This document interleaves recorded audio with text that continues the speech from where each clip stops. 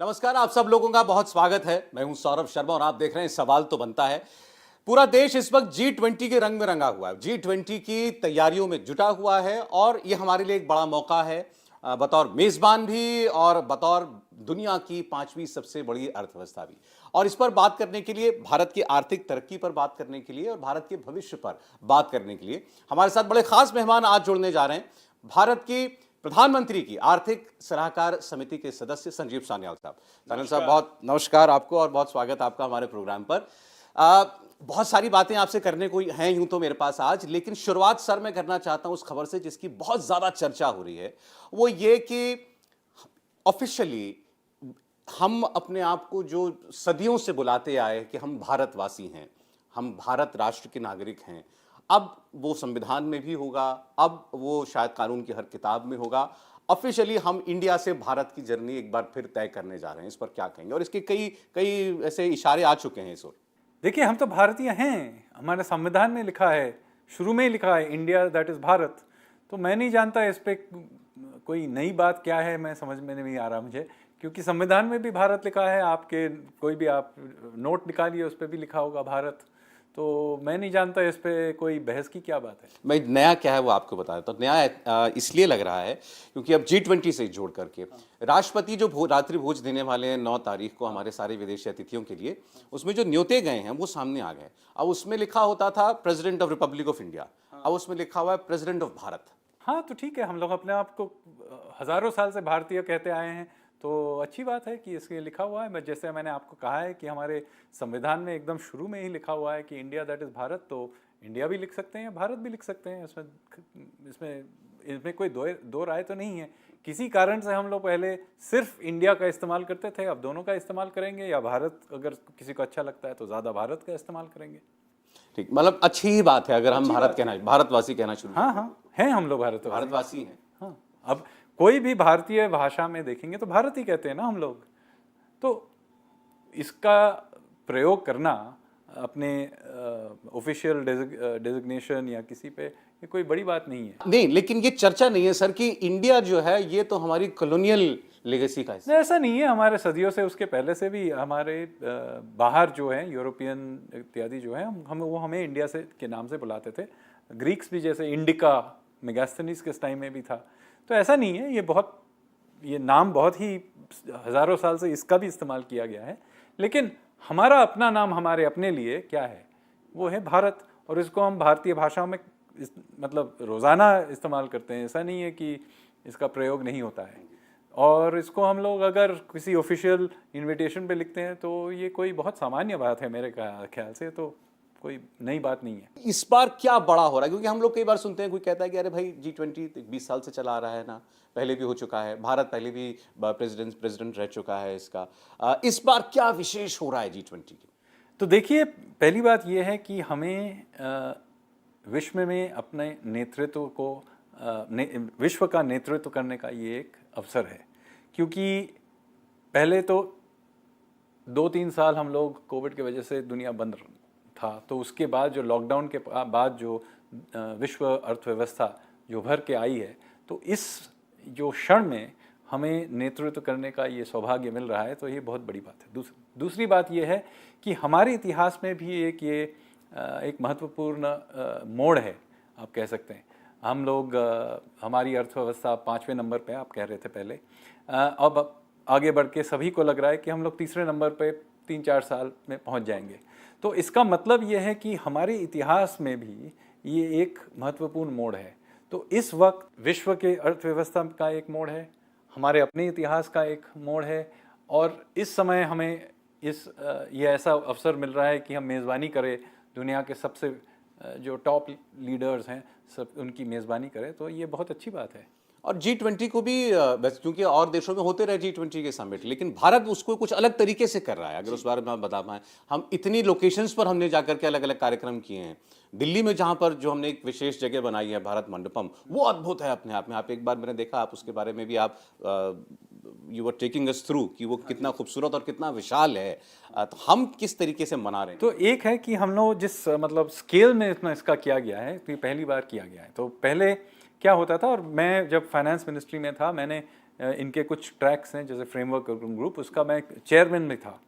तो मैं G20 की प्रणाली से काफ़ी परिचित भी हूँ और इसका मैंने काफ़ी सालों से इसका मैं भाग भी लिया है। ज़्यादातर क्या होता है कि ये मीटिंग्स फाइनेंस मिनिस्टर, गवर्नर इत्यादि से सीमित रहते हैं, क्लोज डोर मीटिंग्स होते हैं, 1-2 होटल होंगे, कोई एक लोकेशन होगा। हाँ, उस शहर में थोड़ा सा ज़ोर शोर से उसका उत्सव मनाया जाता है, लेकिन 1-2 लोकेशन में होता है। ऐसा पूरे देश को लेके इस तरीके से जो हम लोगों ने किया, 60 लोकेशन पे ले गए और ऐसे ऐसे जगह ले गए जहाँ मतलब सामान्य तरीके से विदेशी पर्यटक जाते ही नहीं हैं। जैसे अगरतला ले लीजिए, इम्फाल, लक्षद्वीप, ऐसे जगह विदेशी पर्यटक पहुंच ही नहीं पाते हैं। तो ऐसे जगह भी हम लोगों ने इंटरनेशनल कॉन्फ्रेंस किए। इसका बहुत लाभ होगा क्योंकि ऐसे कई काफ़ी सारे जो छोटे प्रांत हैं, छोटे शहर हैं, उनमें कभी अनुभव ही नहीं किया होगा कि इंटरनेशनल डेलीगेट्स आएंगे, कॉन्फ्रेंस होगा। तो इस तरीके से हम लोगों ने 60 शहरों में किया और 60 शहरों पे ये मतलब एक उत्सव जैसे इसका मनाया गया और 18,000 बाहर से दूसरे देशों से डेलीगेट्स आए। तो ये भी बहुत बड़ी बात है ये। तो आपने कभी ऐसा कुछ होते देखा है? आपने नहीं, कभी नहीं देखा। तो मैं तो आपको बता रहा हूँ ना, मैं G20 से बहुत जुड़ा रहा हूँ, उसमें मैं स्वयं चेयर रहा हूँ एक फ्रेमवर्क वर्किंग ग्रुप का। तो ऐसा नहीं है कि मैं इससे परिचित नहीं हूँ, मैं बहुत सालों से परिचित हूँ।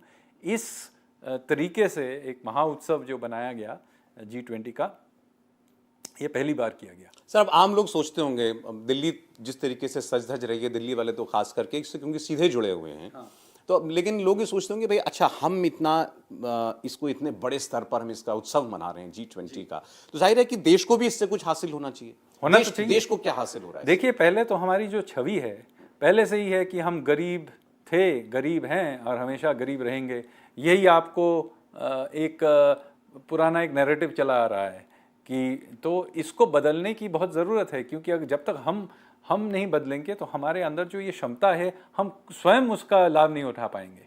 दूसरा है कि दूसरे भी हमारे साथ जब उनका हम जो ट्रेड नेगोशिएशन करते हैं या बाहर से यहाँ फॉरेन डायरेक्ट इन्वेस्टमेंट आता है, तो अगर हमारी ये पुरानी जो ये छवि रही है कि हम लोग सिर्फ स्नेक चार्मर्स वाले देश हैं, तो फिर जाहिर है कि उस तरीके का इन्वेस्टमेंट, उस तरीके का ट्रेड नहीं होगा। तो ये ज़रूरी है कि हम लोग हमारी जो छवि है पुरानी, पहले से ये गरीबी टाइप का जो छवि है, उसको हम बदलें। जबकि हम लोग चाँद पे पहुंच गए हैं, और सिर्फ चाँद पे नहीं, हम हर एक क्षेत्र में हम आगे बढ़े हैं। अब कौन सोचा था कि हम जैवलिन जैसे एक स्पोर्ट में हम लोग गोल्ड लेके आएंगे। तो हर एक क्षेत्र में हम आगे बढ़ रहे हैं, और तो ये पुरानी छवि को एक झटके में हमको तोड़ना है।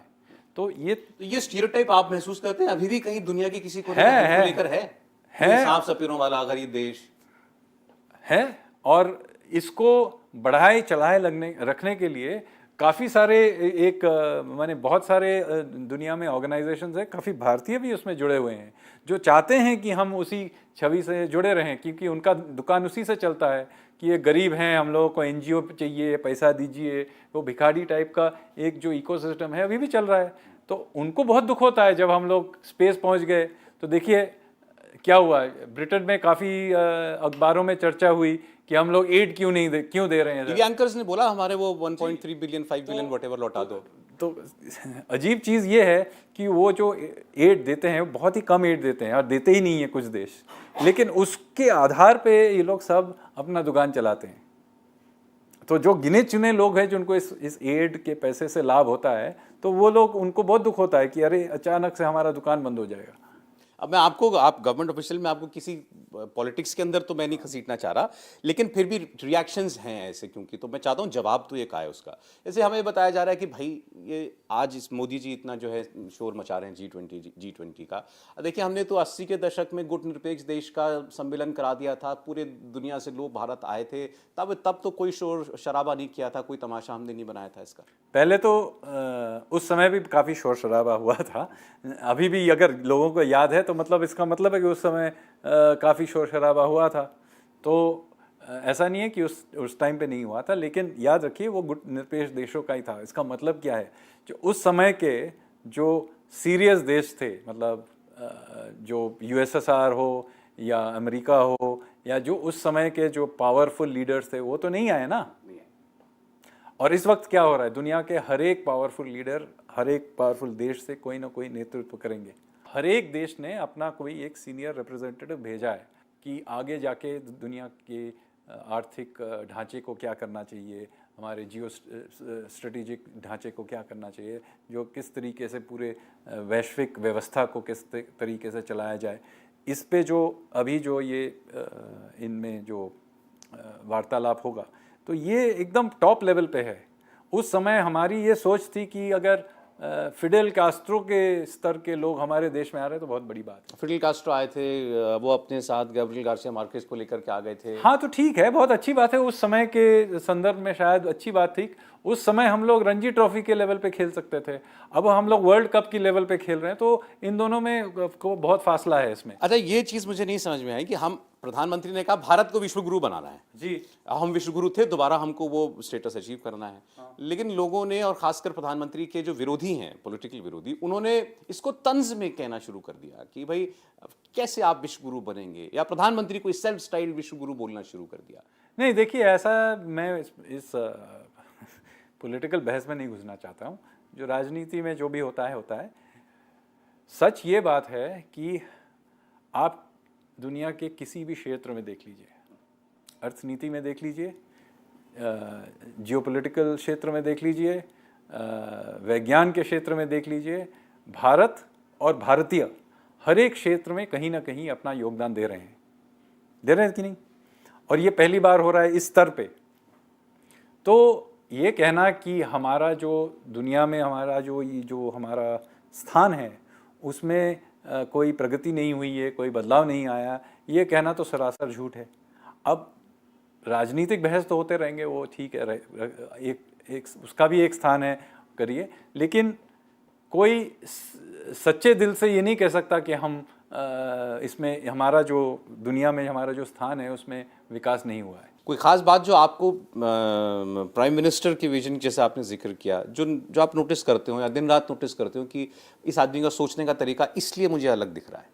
तो पहले तो उनकी नीयत बहुत साफ़ है, उनका लक्ष्य बहुत साफ़ है कि वो सचमुच चाहते हैं कि हम विकसित देश बने। और देखिए, हर कदम पे, और ऐसा नहीं है कि उनके पिछले 10 साल में उनको कठिनाइयों का सामना नहीं किया। मतलब सोचिए, कोविड जैसा मतलब एक बहुत भयंकर महामारी का भी सामना उनको ही करना पड़ा, लेकिन मुझे ये लगा कि हर एक कदम पे वो जिस तरीके से नेतृत्व करते हैं, और कठिन परिस्थिति में भी, जहाँ मतलब लग रहा है कि हर एक आदमी सरकार को और उनको व्यक्तिगत मतलब गाली गलौज भी कर रहे हैं, उस समय भी वो स्थिर रहते हैं।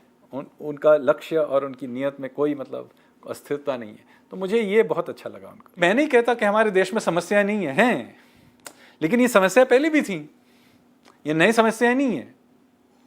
हमारे देश में बहुत गरीब हैं, ये सच है, लेकिन पहले से कम है कि ज़्यादा हैं, यही तो देखना है हमको। मतलब यही तो मतलब है विकास का, कि पहले से हमारी परिस्थिति अच्छी है कि नहीं है। और हमको दिख रहा है कि ज़्यादा पहले से है, लेकिन अगर आप इन परसेप्शन इंडेक्स को पढ़ेंगे, इन विभिन्न अंतर्राष्ट्रीय एजेंसीज के इंडेक्स को पढ़ेंगे, तो आपको लगेगा कि हम हमसे पहले से कहीं ख़राब हो गए। तो ये सरासर झूठ है। और ये क्यों किया जा रहा है? ये इसलिए किया जा रहा है कि जैसे हम लोग दुनिया के स्टेज पे उभर के आएंगे, हम लोग अपना स्थान फिर से हम लोग ग्रहण करेंगे जो दुनिया में होना चाहिए हमारे लिए, तो दुनिया के जो बहुत ऐसे शक्तियां हैं जिनको इसका मतलब है अच्छा नहीं लगेगा, क्योंकि एक तरीके से हम उनको रिप्लेस कर रहे हैं। और भारत में भी ऐसे बहुत लोग होंगे जो इससे नाखुश होंगे, क्योंकि एक तरीके से उनकी दुकान इस चीज़ से ही चलती थी कि उन एजेंसीज के पास ये जाएं और कहें हम लोग बहुत गरीब हैं भाई, हम लोगों को थोड़ा पैसा दो। सान्याल साहब, बहुत शुक्रिया हमसे G20 पर, देश की अर्थव्यवस्था पर, देश में आज भारत के स्थान पर, और अब आगे भारत का क्या विजन है, तमाम मुद्दों पर हमसे बात करने के लिए बहुत बहुत बहुत धन्यवाद। धन्यवाद। इंडिया टीवी हर वक्त हर जगह डाउनलोड करने के लिए सर्च करें India TV news Google play store या ऐप स्टोर पर।